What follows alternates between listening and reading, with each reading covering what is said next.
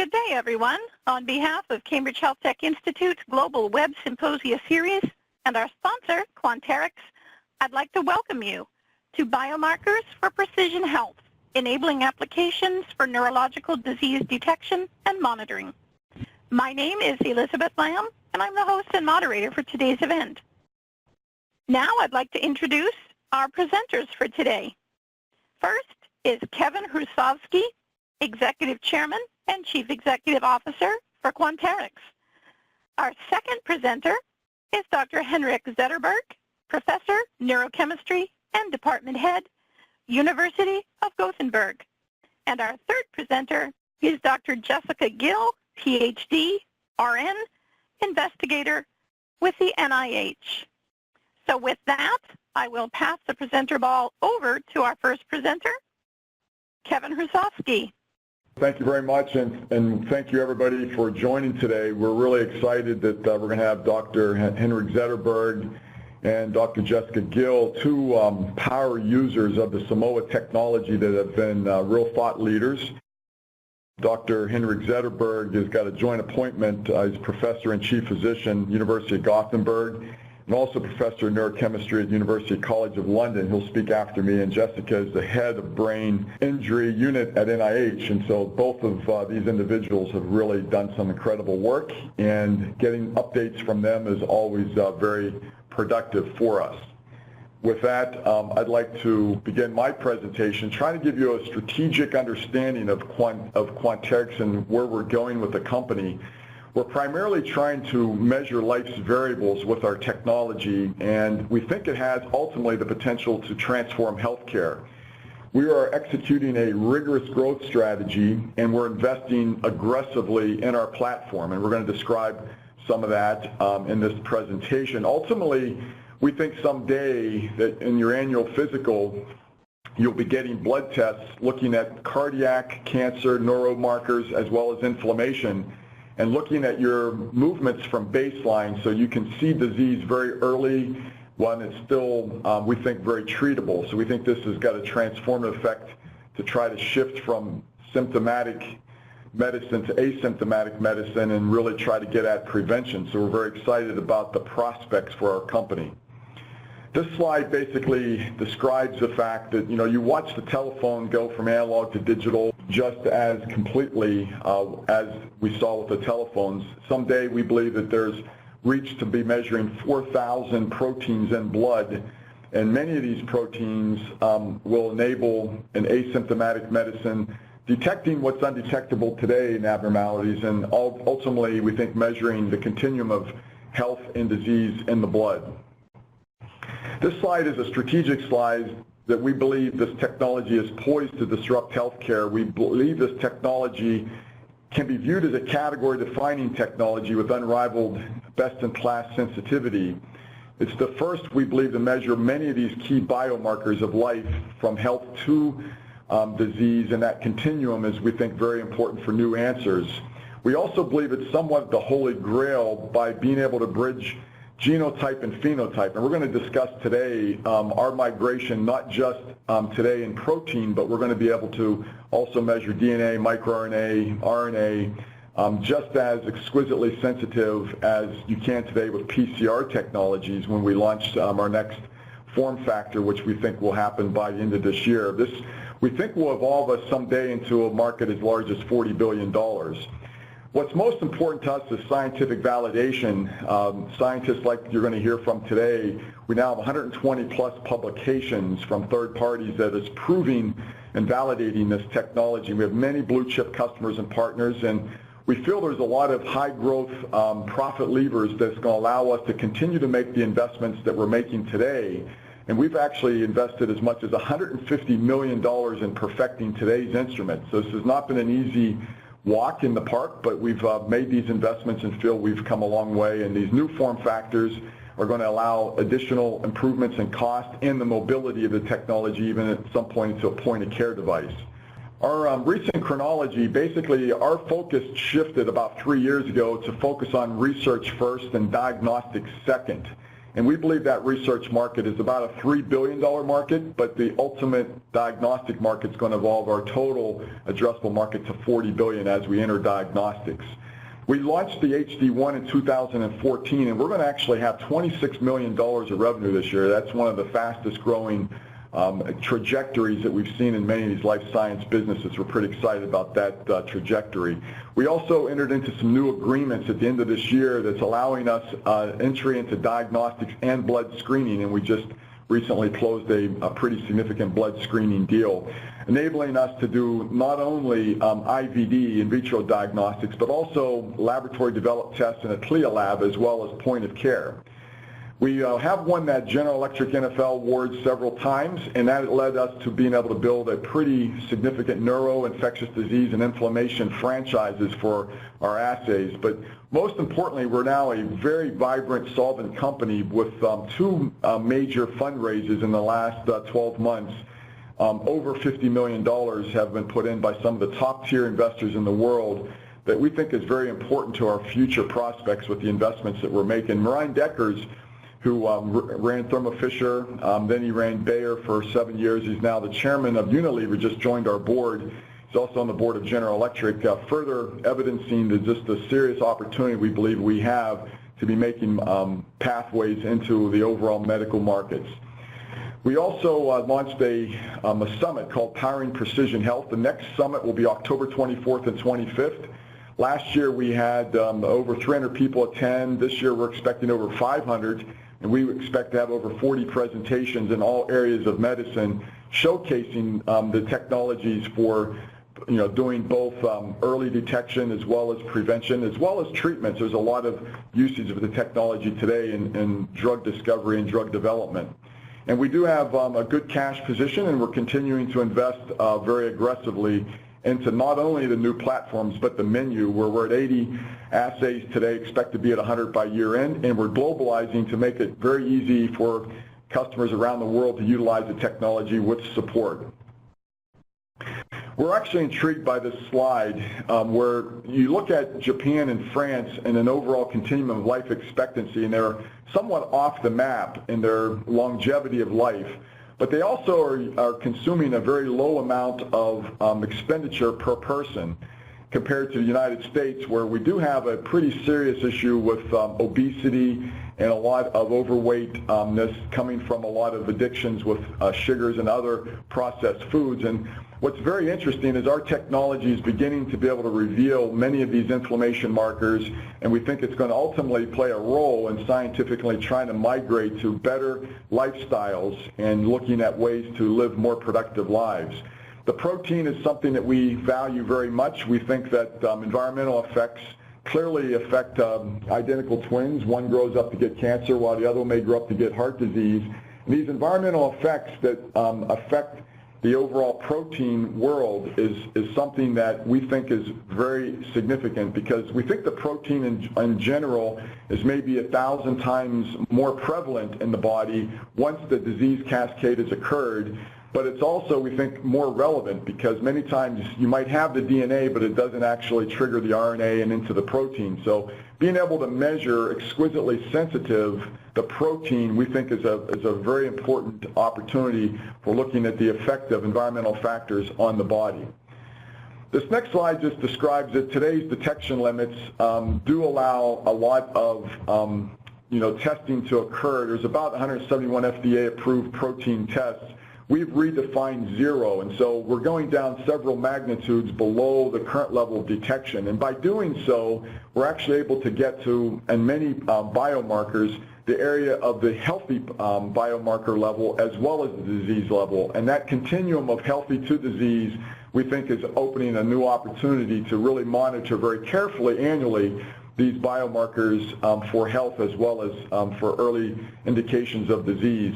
This slide just shows, for several of the key biomarkers that you see in the human body, many of these are inflammation biomarkers. There's a level of healthy range that's yellow, and then there's a level of disease range that's pink. And most of today's technologies can only see disease levels of some of these critical markers. And many of these, I'll call them neurological markers, you can't really even see disease levels in the blood because of movement and really the prevention of movement of proteins through the blood-brain barrier. But in the case of our detection technology, you can see that in many cases we're well below even the healthy levels, and I think that's the key to what we're trying to enable with the technology. And this slide just simply shows some of the key biomarkers and those that provide them today, and how some of us scientists around the world have been using our technology, the level of sensitivity they've been able to achieve beyond what was being able to achieve by today's standard of care. And you can see that on average for these markers we're able to achieve over 1,000-fold improvement.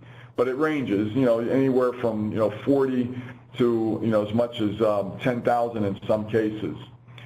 I think this is an important slide to show you our future direction, but we think it's important to not only be able to reveal through publications how our technology is unveiling both health and disease in these different categories, but also to look at the different analytical validated markers, biomarkers that are being utilized by our customers. Many times we provide them in kits, but a lot of times they're done in homebrew, where they have their own proteins of interest and they create their own antibody pairs and use our homebrew kits to get to the protein detection levels that they desire with us providing that homebrew kit. We think this is an important piece of our open architecture to allow customers to really explore anything they want to look at from a protein basis with the homebrew kit. And you can see that there's very large, significant world markets of expenditure going into oncology and neurology, cardiology, and infectious disease. And these disease levels are ultimately very costly, but in the end they're also creating a lot of the deaths that are occurring worldwide. And so what we've tried to do is look at today's research markets broken into those same categories, but then ultimately leading into diagnostic markets. But then we think that ultimately there will be health screens in most of these markets, like the mammogram in oncology, where there's already an upcoming publication showcasing a protein panel of 8 proteins, potentially rivaling both the accuracy and precision without the radiation exposure of the mammogram. But these health screens we think will become an important part of the future, and that's a very large market opportunity for our technologies to ultimately move into. This next slide just reveals that, again, we're starting with research, and we think that by continuing to evolve into nucleic acids with proteins and being able to, in many cases, look at both the nucleic acid chain as well as the protein of interest in the same sample is going to open up a whole new opportunity, and being able to see that in the native sample without having to utilize PCR with the same level of sensitivity is ultimately what we're working towards, and we'll be revealing more of this as we roll out the next platform, which decouples sample preparation from detection. Our current platform has it connected. The future platform, you'll be able to do any type of sample prep independent of the detection, and that's going to enable the opportunity to enter into the nucleic acids. Our next slide just shows you today there's a lot of pharmaceutical companies utilizing our technology, looking for both efficacy and toxicity through blood. And this has become a very easy, low-cost way for them to see whether or not they're moving the biomarkers of interest the proper direction. And there's primarily 5 areas that we've really honed in on: oncology, cardiovascular, cardiology, autoimmune, as well as neurology and infectious diseases being the primary areas where, with a biomarker, the drugs have a much better % chance of approval. And so many of the boardrooms of our customers have been utilizing this information to further improve their spend in R&D investment as well as development. And we are going to continue to try to increase our menu to help them in this cause. And most of our sales in the last 2 years has been to pharmaceutical biotechnology companies for this reason. In fact, this slide shows all of the companies now that own, many of them own multiple platforms across research, biopharma, and other primarily CRO companies. I think we have 150 systems now installed, and we're very, it's very important to have these symposiums like the upcoming Precision Health Summit in October, where they have a chance to stand up and present how they're utilizing these technologies to progress their drug pipelines and their development and look for companion diagnostic opportunities. This just shows you 6 companies that are very significant users, the number of machines they have, and the amount of consumables that they're consuming per year. It's a pretty significant level of usage, which we think is really important, and we're doing everything we can to continue to drive costs down.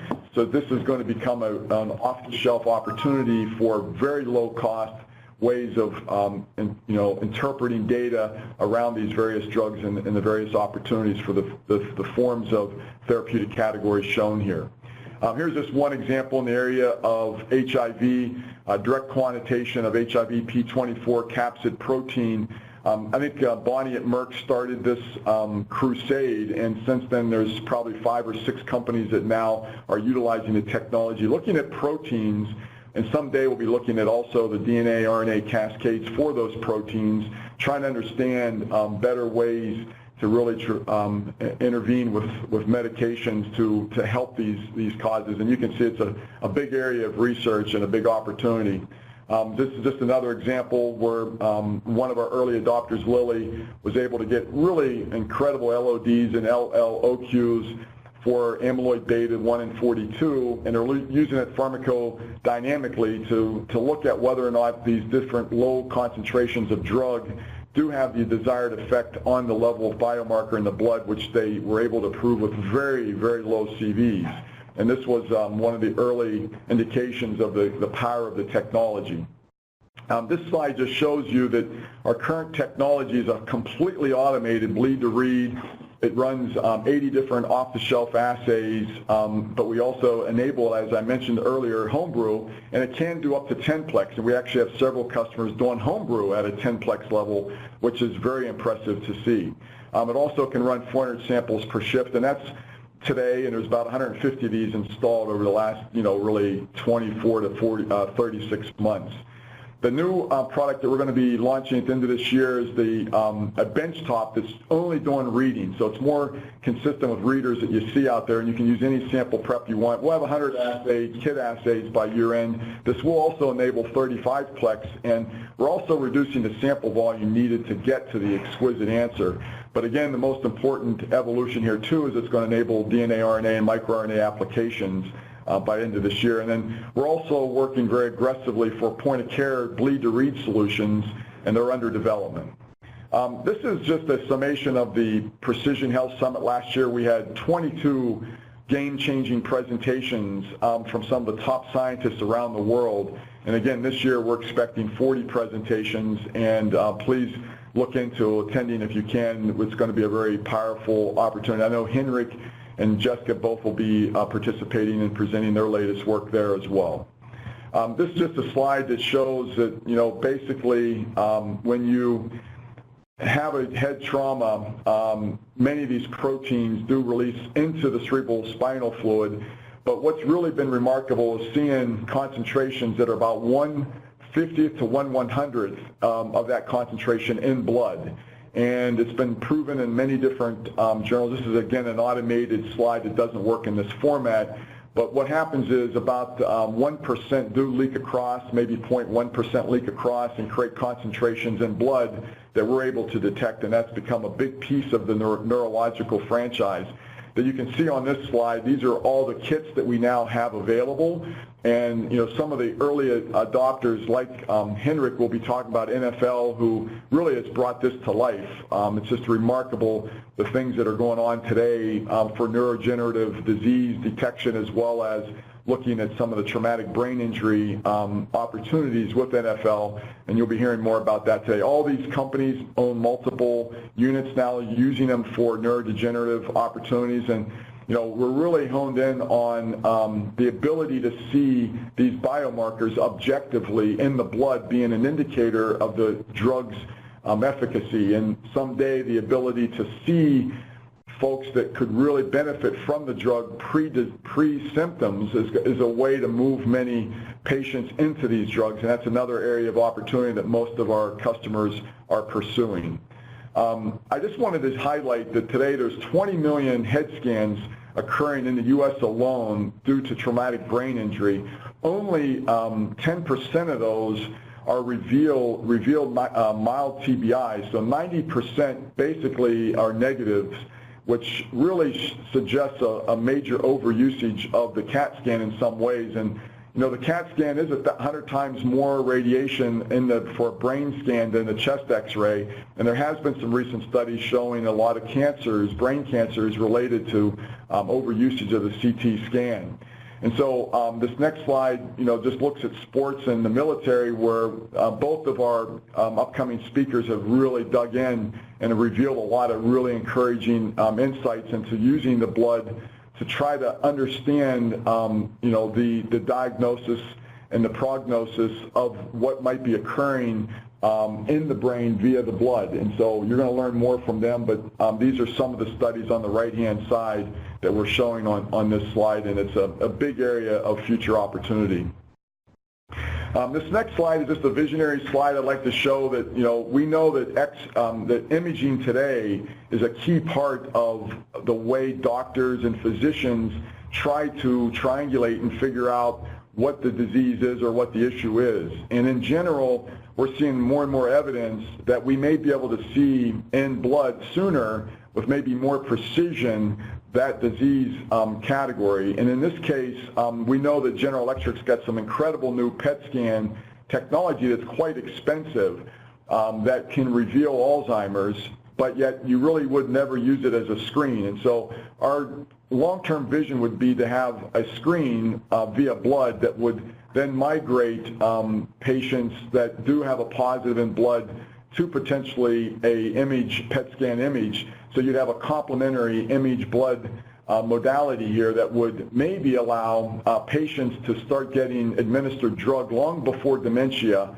actually presents. And then that we think is an opportunity to really have a major impact, you know, on Alzheimer's disease. So that's just the vision and the folks that we're working with to try to bring some of that vision to life. So I'll conclude by just saying it does take a village. It takes some of the just incredible scientific leaders you're going to hear from today, and Henrik and Jessica, and you know, the hundreds and thousands that we have around the world that are working with our technology. And we're going to do everything we can to support you, from menu expansion, from form factor expansion, to having summits where you can come and learn and see ways to utilize this technology. So we're very excited to try to bring innovation to affect the patient sooner. And that's what most of us at Quanterix, many of us are actually retired, came out of retirement to actually go after this opportunity to truly transform healthcare by trying to eradicate a lot of disease and pain and suffering prematurely by getting to these diseases much earlier. So with that, I would like to turn it over to Dr. Henrik Zetterberg, who is going to describe some of his most recent work. Thank you, Henrik. Thank you very much, Kevin, and thanks for inviting me to present data. So I will give an update on our latest results in terms of blood-based biomarkers for neurodegeneration and, well, basically neuronal injury. And I will start by describing what the neurofilament light is. Many of you know this already, of course.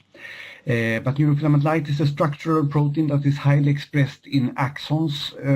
If you compare the expression pattern of tau, which is another axonal protein, with neurofilament light, tau is enriched in thin, unmyelinated axons, whereas neurofilament light is highly expressed in large caliber, myelinated axons.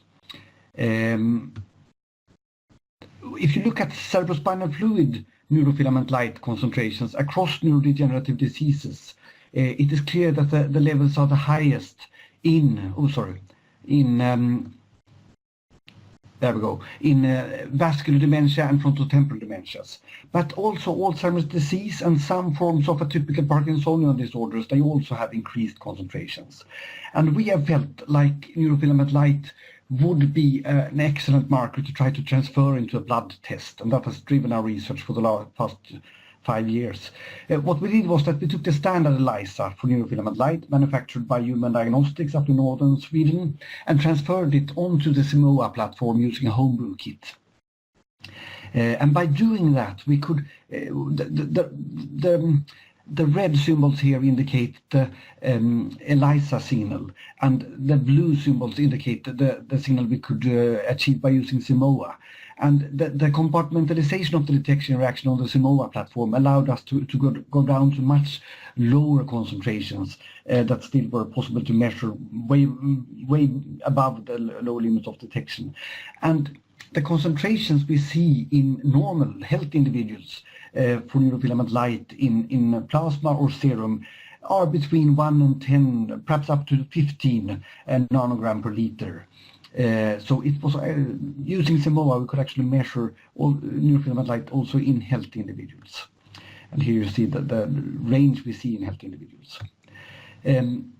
The great result we saw quite early on when we had the first pilot assay around was that we could see a nice correlation between blood neurofilament light concentrations and CSF, cerebrospinal fluid neurofilament light concentrations. This is something we have been looking for other markers but failed to see, so this was to us great news. And then we looked at, we developed the assay further, and we can, with a fully validated homebrew-based neurofilament light assay, we can get a reasonable CV of around 10%. We see, we have a measurement range that goes down to 0.62 picogram per milliliter. And then the upper limit of quantitation is 150 picogram per milliliter in our setup, but it's easy to dilute the sample. And dilution works well. Here's the parallelism. It's not optimal, but it works reasonably well. The stability of the biomarker as such in plasma and serum is excellent. So if we freeze store a plasma or serum sample, we see no loss of signal. So it, with the current antibodies that also are used in the assay that Quanterix manufactures and sells, that gives a good stability of the biomarker also if you mistreat the sample by free storing it. Recently we also looked at one could wonder, how does neurofilament light come out from the brain into the blood? Is this dependent on blood-brain barrier function? And the best established clinical test we have for blood-brain barrier function is the CSF to serum albumin ratio. So in clinical neurochemical routine in Gothenburg, we selected individuals who had normal blood-brain barrier function as determined by the albumin ratio that is below 10 in this ratio, or a slight or more severe increase of albumin ratio, which then indicates blood-brain barrier disruption. And we see no correlation between albumin ratio and serum neurofilament light concentration. So that means to me that this is the exit of neurofilament light from the brain to the blood is not dependent per se on blood-brain barrier function. So I think that is an important confounder that we do not have to consider that much. Most likely the lymphatic system or something else plays in here, but that we do not know for real. But the correlation with serum neurofilament light and between serum neurofilament light and CSF neurofilament light is independent of albumin ratio, which is good, I think. So the first clinical study we did when we had the assay was to look in patients who had severe traumatic brain injury, where we expected a massive increase of serum neurofilament light concentrations if the assay worked as we expected. And indeed, this is what we saw. We could see neurofilament light concentrations that went up. On the x-axis you see days following the injury. So already in the emergency care unit the levels were increased, and then they increased steadily for up to 2 weeks. Then we didn't have samples. Of course we should have collected for 3 and 4 weeks and to try to figure out the maximum of the neurofilament light release, but the study was simply not designed to that. We had 1 year follow-up samples, and you see them to the right in this figure, and the 1 year follow-up samples are almost down to control levels, but not quite. And many people also didn't survive for 1 year in this study. In any case, we think, and we think that this indicates that neurofilament light actually works as a biomarker of traumatic brain injury. There was also a correlation with clinical outcome. Then we have also completed a study on less severe traumatic brain injury. We did a study originally in 2006 using CSF as the biomarker matrix and measured CSF neurofilament light, and now we have done the plasma neurofilament light concentrations from the very same cohort of amateur boxers who took part in amateur boxing bout and then gave samples 7 to 10 days after the bout. And to the left in the panel, in the A panel, you see control individuals, you see boxers in the middle who took few hits to the head, and then you see the boxers who basically lost the fight. They were not knocked out, but they took more than 15 hits to the head.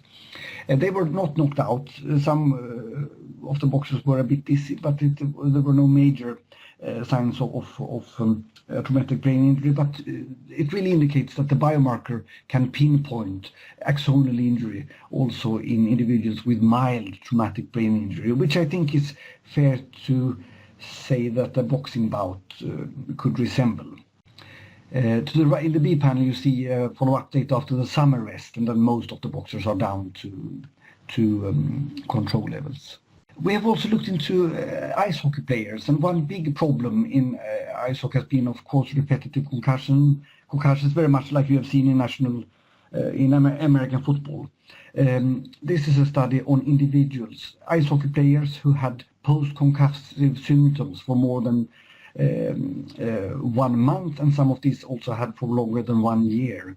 And the most important graph is the C panel, where we actually compared the ice hockey players who had post-concussive syndrome that resolved within 1 year as compared to those ice hockey players who have chronic symptoms. And most of these players have actually stopped playing the game.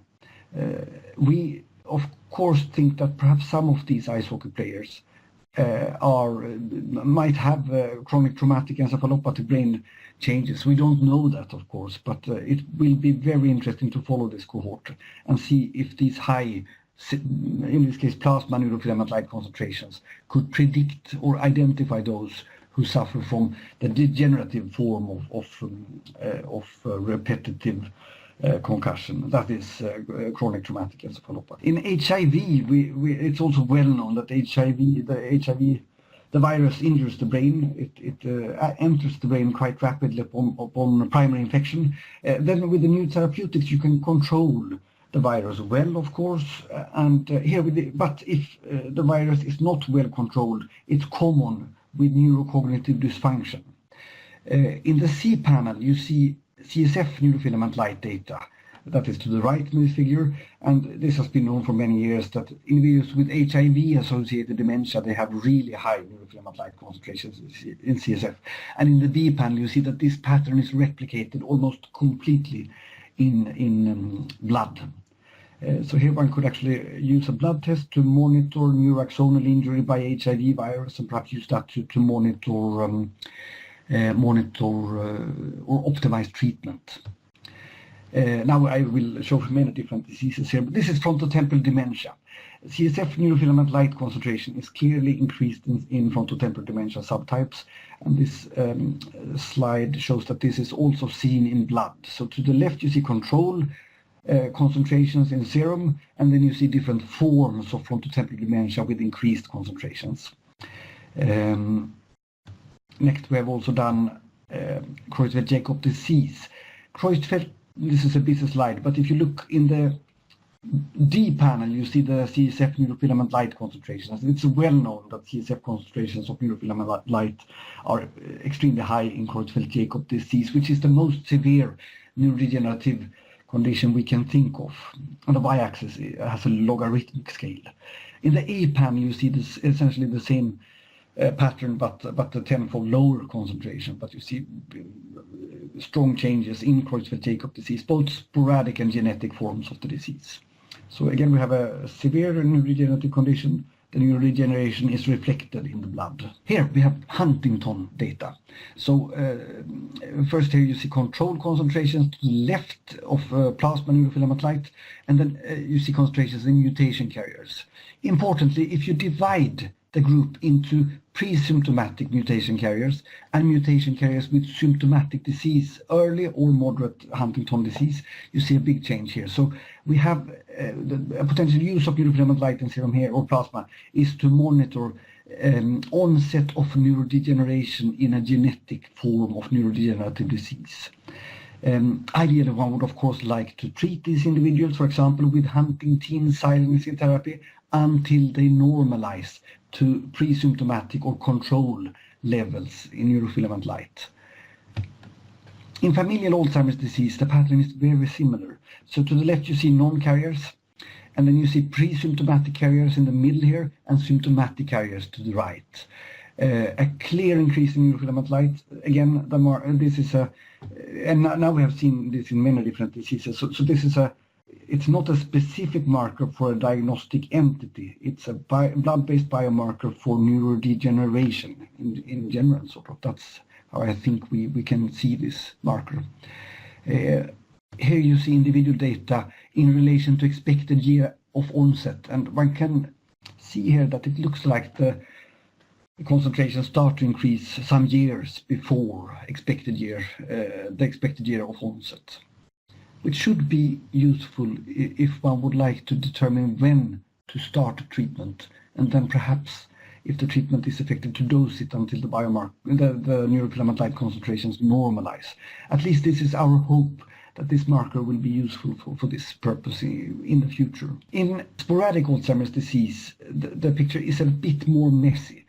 So here you see ADNI data. This is ADNI1 data, and you see plasma neurofilament light concentrations in the A panel, grouped by diagnosis. So you see control individuals in black, mild cognitive impairment patients in red, and AD with dementia in blue.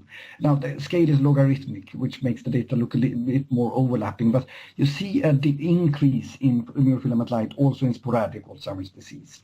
And the diagnostic performance is not bad, but it's not as good as for the CSF biomarkers for sporadic AD. But potentially this still could be developed into some kind of screening test, also in sporadic AD. If we look into Parkinsonian disorders, we have known also for many years that CSF neurofilament light concentration in pure Parkinson's disease, those concentrations are normal. They are control-like. The amount of neurodegeneration going on in pure Parkinson's disease is probably not that high to result in a biomarker signal in body fluid, at least not if the biomarker is neurofilament light. But in atypical Parkinsonian disorders, where you have more neurodegeneration going on, CSF neurofilament light concentration is increased. So in this study we tested if this was replicated in blood. So in the A panel you see one cohort of PD patients and atypical Parkinsonian patients with atypical Parkinsonian disorders and plasma neurofilament light concentrations. You see control levels to the left here. PD patients are control-like. The atypical Parkinsonian disorders group stand out with increased concentrations. We replicated this in a cohort collected in London, and then in the C panel we also looked at an early disease cohort, and to be included in this cohort the patients had to have they shouldn't have had symptoms for longer than 2 years. And here you see again PD patients are very control-like, and the atypical Parkinsonian disorders are much higher. This is diagnostically useful, so we get reasonable areas under the curves for plasma neurofilament light to pinpoint a typical Parkinsonian disease and differentiate that from Parkinson's disease. In multiple sclerosis, which is then really a large caliber myelinated axonal disease, we see also serum neurofilament light is increased. Here to the left you see healthy controls, and then in the two MS groups the levels are increased. Upon treatment the levels normalize to control levels. And here I wanted to show data from samples that were collected in clinical routine in Gothenburg. So here neurologists initiated natalizumab treatment of MS patients, and then they repeated samplings at 12 months and 24 months. And here we can see that most of the patients normalize in their serum neurofilament light concentration. Again, showing that this is a dynamic marker, and that it responds to treatment. We have also looked at tau. So we developed a plasma tau assay together with researchers at Quanterix quite a few years ago. And we, for the first prototype assay, we also got a lower limit of detection of 0.20 picogram per milliliter, which was more than 1,000-fold as sensitive as the regular ELISA used. For Alzheimer's disease, we see a difference between AD patients and control subjects, but the overlap is bigger than for controls. We have also done ADNI with a similar result. 80 patients are increased, but the overlap is a bit too high. There is no strong correlation. There's actually no correlation between plasma tau and CSF tau. This is the first study we published. And then when you look at the ADNI data, there is a weak correlation, but it's much weaker, of course, than what you previously saw for the CSF to serum neurofilament light correlation. And I think that something is happening to tau when it enters the bloodstream. I think it's degraded. So I think we should look for tau fragments in plasma and then develop specific tests, perhaps using Simoa for such fragments, and potentially those could reflect brain tau better than what the current assays do. For A-beta, there are also, with the sensitive assays that exist now on Simoa, you can dilute the sample a little bit more and get rid of matrix effects. And for the first time, we then start to see correlations between plasma and CSF A-beta 42, and between plasma A-beta and amyloid PET. But it's not optimal, so the correlations are weak, but there is a biomarker signal that we should continue to explore. So, to conclude, with the Simoa technology, we have been able to develop a biomarker, an assay for serum or plasma neurofilament light. This is a reliable biomarker for neurodegeneration or neural injury. Neurofilament light in blood detects onset of neurodegeneration in genetic neurodegenerative disease. Blood neurofilament light is a dynamic biomarker in traumatic and neuroinflammatory brain injury. Blood neurofilament light normalizes in response to successful treatment, and the results are less clear for plasma tau and A-beta, but there are biomarker signals that we should continue to explore. This is the team in the bottom of this figure. It's the Mölndal team, and then it's the team I work with in London in the upper right. Thank you very much. And now I would like to give the word to Jessica, who will continue with another presentation. Thank you.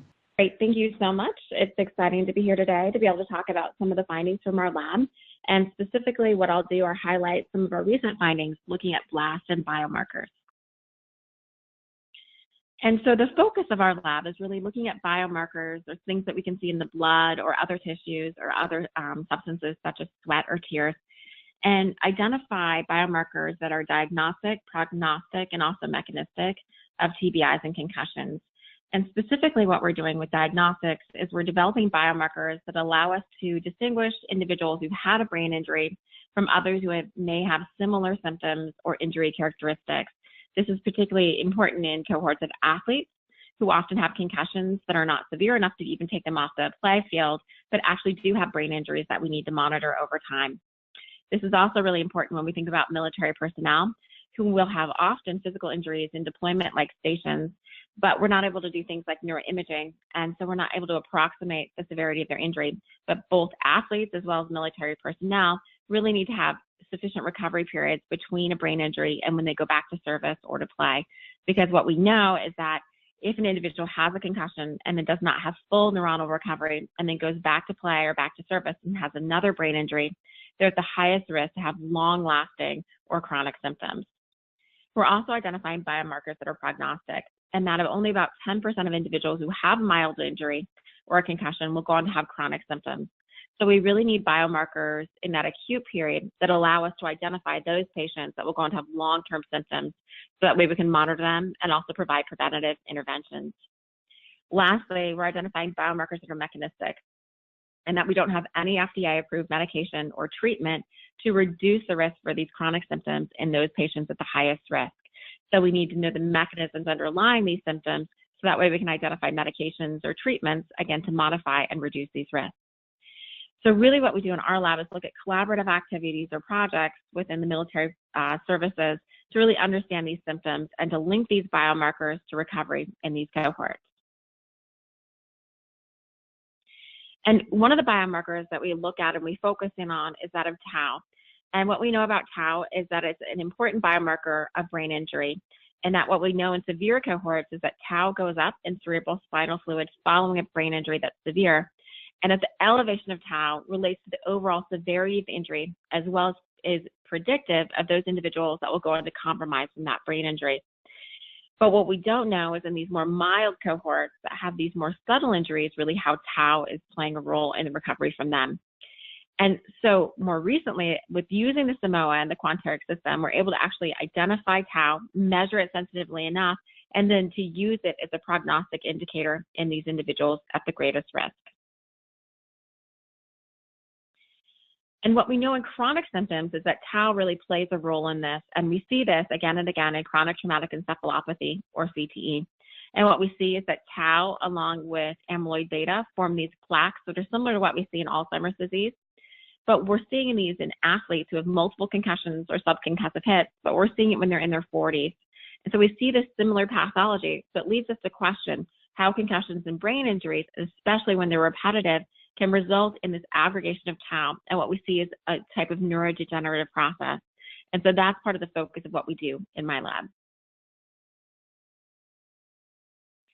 And just to provide a little summary of what we've done before is we've been able to look and see tau in the peripheral blood, and we link this tau elevation in peripheral blood in service members to both experiencing a brain injury during deployment, as well as a greater risk to then go on to have chronic symptoms. So this was the first study to use the Simoa system to detect, again, very small amounts of tau in the blood. And we were actually able to detect this tau and link it to injuries that had occurred even years previously. More recently, we've also been looking at exosomes as they provide us an opportunity to understand central mechanisms relating to brain injury, but to do it in the peripheral blood. And so with this, exosomes basically provide us indications of how neurons are communicating. And so these exosomes form from a neuron, they're secreted from this neuron, and what they convey in this information about how these neurons are communicating. So they'll have things like microRNA, total RNA, as well as proteins. And so these exosomes then bind with another neuron and change the functioning of that neuron. So this is really how cells are communicating. But what's really interesting is that they come across the blood-brain barrier. And now in my lab, we've developed the ability to identify neuronally derived exosomes and then basically to pop them open to see what's inside them. And again, to understand the role of tau and other biomarkers following recovery from a brain injury, giving us insights into these central mechanisms, but using peripheral samples of blood, which we have highly available.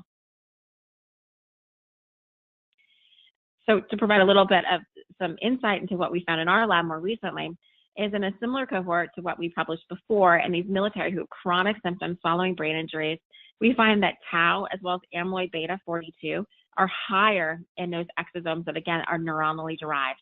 What's also really important about exosomes is they can indicate the debreeding process. And again, what we know is that when tau and amyloid aggregate within neurons, it can be problematic and can result in plaques. But we also know that TBIs, and specifically TBIs in certain populations, can result in this aggregation of tau and amyloid beta. So it's really important to understand how these neurons are debreeding this and how this tau pathology can really relate to these chronic symptoms.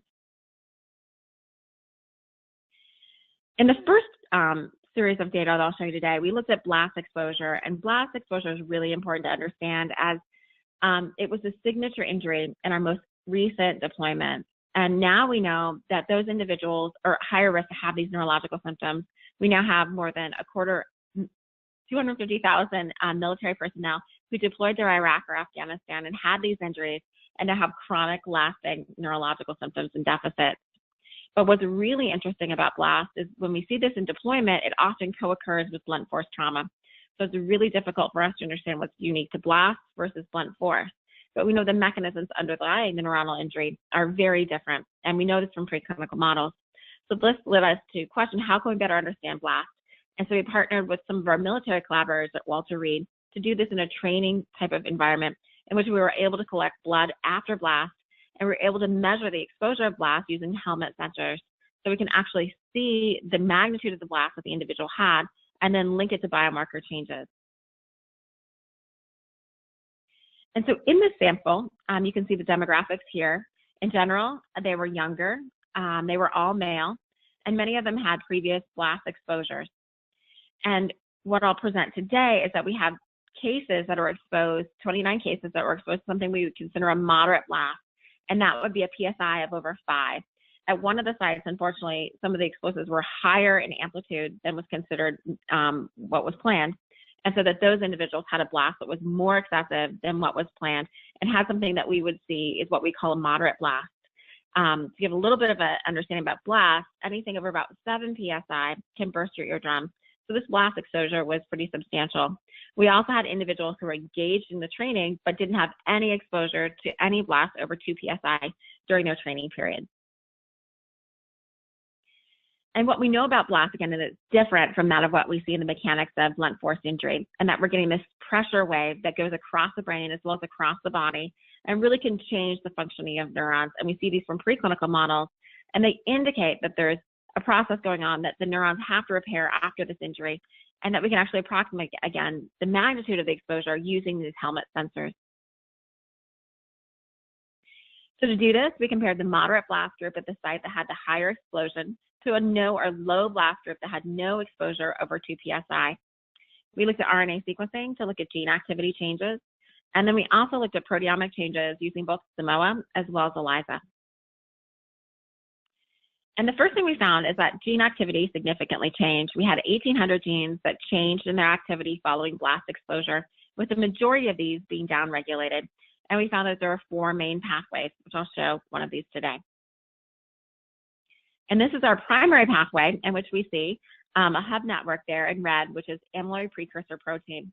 And so this indicates that many of the gene changes that we're seeing across these 1,800 genes, again, relates to APP, giving us some insights on how blast may be related to proteomic changes, and specifically amyloid precursor protein. We also measured this protein, finding that there was a significant reduction on days 8 and 9, in those individuals that had this moderate blast exposure compared to controls. We also saw that the overall magnitude of change from baseline to the day of the exposure related to the overall pressure that was seen in those individuals, again, measuring through the health sensors. So we see that the magnitude of the blast related to the magnitude of change in APP. We also saw that there was a reduction both in amyloid beta 42 as well as tau, and that we see that this is on the day of explosion in amyloid beta 42, which is the middle graph, and you can see the circle. And then for tau, we see that reduction is on day 8. So this really led us to question what were the nature of these observations of APP reductions. What we know is APP moderates the activity, and specifically the ratio of amyloid beta 40 and 42. And what's problematic about this is that this is one of the most predictive factors of individuals progressing from mild cognitive impairment to that of dementia. And so that it's playing some role in, again, the formation of these plaques. We also know from preclinical models that APP increases after blunt force injury, and that this increase is actually neuroprotective. And so you see neuronal regenesis in these animals in which you potentiate the action of APP. And so this really led us to the question of how APP may result in some CTE risk and how we can understand that better. And so now we're doing a preclinical model, again, with Walter Reed, in which we're looking at some of these changes, and then we can also look at the aggregation of tau. This also led us a lot of questions. Normally what we see following blunt force trauma is that tau and amyloid beta 42 go up.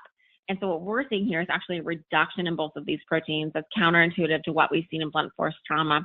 So this leads us to question about what the mechanisms underlying this differential responses.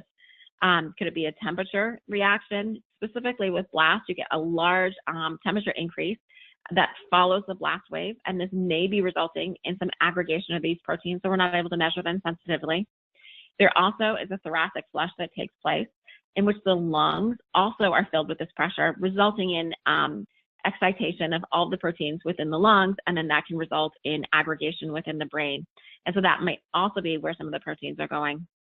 We're also looking at studies to understand if it may be related to blood-brain barrier permeability, which we know is linked to excess of leaking of brain proteins, but also can be linked to insufficient regulation or excitation of those proteins from the brain into the cerebral spinal fluid. And so from doing a preclinical study, we can see where these proteins are going and what problems they're causing and better understand this pathology. Some of the next steps in our program of research at NIH is doing larger studies to look at the cumulative impact of subconcussive hits as well as concussions on athletes and also military personnel, and combining these larger studies with imaging studies that allow us to look at aggregation of tau and amyloid beta. So that way we can understand how these biological changes that we see in the blood relate to central mechanisms. Again, we're also adding some of the exosome studies so we can understand these mechanisms using peripheral blood, but also linking them to neuroimaging to understand the overall cumulative impact of these head injuries. We're also doing a series of studies looking at meningeal injuries and how those relate to concussions and how this can result in blood-brain permeability issues as well as aggregation of tau within neuronal structures. And lastly, I'd like to acknowledge both our collaborators that go across the globe, and we're very excited to have these collaborators as they add depth to the studies that we do, as well as my staff at MINR who make the science feasible and also fun to do on a daily basis. And with that, I'll take questions. Thank you. Thank you very much, Jessica. We do have time for just a few questions. Our first question comes in for Kevin. This attendee wants to know, have you worked with urine?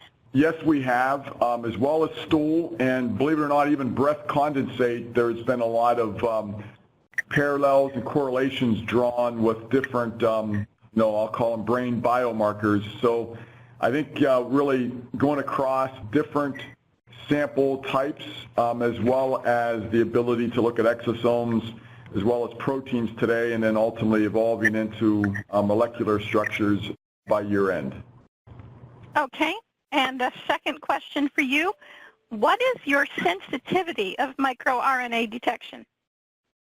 There's a new publication that just came out. By the way, our founder is David Walt, and he also founded Illumina, and he just issued a publication on microRNA, and they looked at several different cancer-related microRNAs, and they were able to achieve 1 to 30 femtomolar concentrations and sensitivity with Simoa. So we think that that's just the beginning, and these were done without utilizing PCR. All right. And moving on to some questions for Henrik.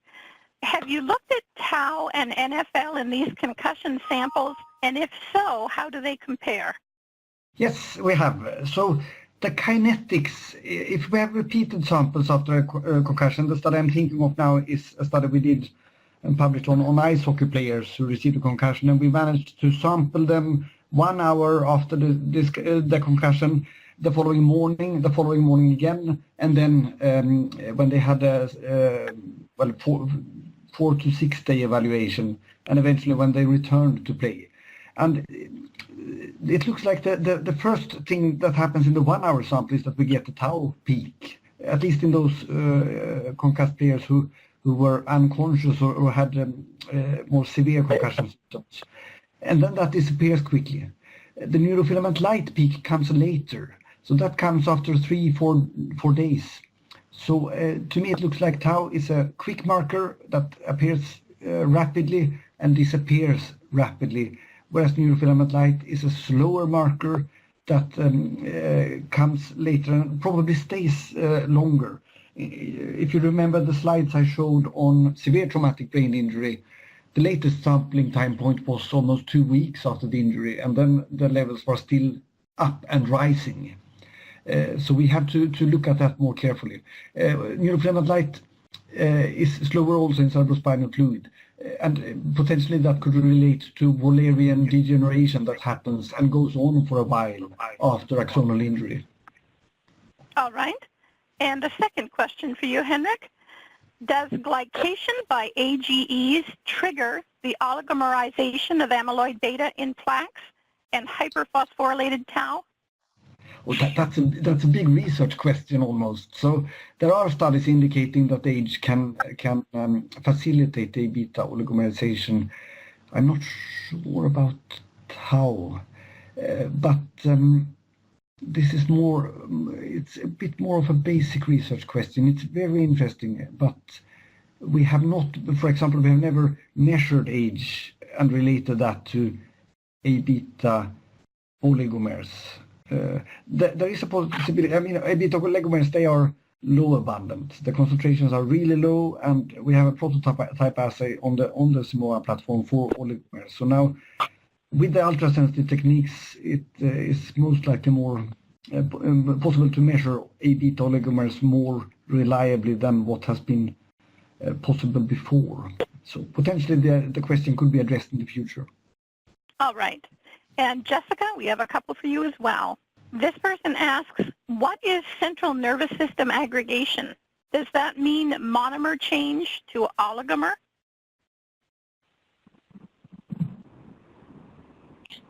Sure.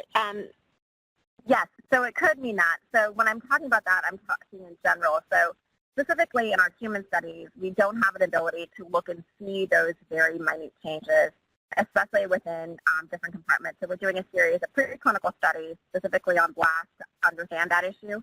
But that, again, is one of those, I think Henrik's talking about too, is one of those fundamental research questions that we're still getting at. It's very difficult to do in clinical studies, and so that's sometimes why we go to these preclinical studies to do that. And so those are one of the questions that we'll be able to address, hopefully, within the next year in our preclinical studies that we're doing in collaboration with Gill. Okay. And our final question also for you, Jessica. Have you stratified your data by APOE4 status? We have not yet. That's one of the things that we're doing in one of our current studies, and we're looking at that gene as well as a couple other genes, looking to see if that does change activities.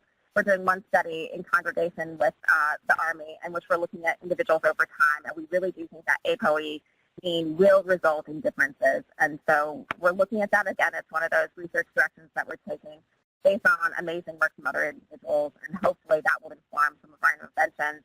And again, monitor those individuals that need to be monitored more closely over time. Okay, thank you very much.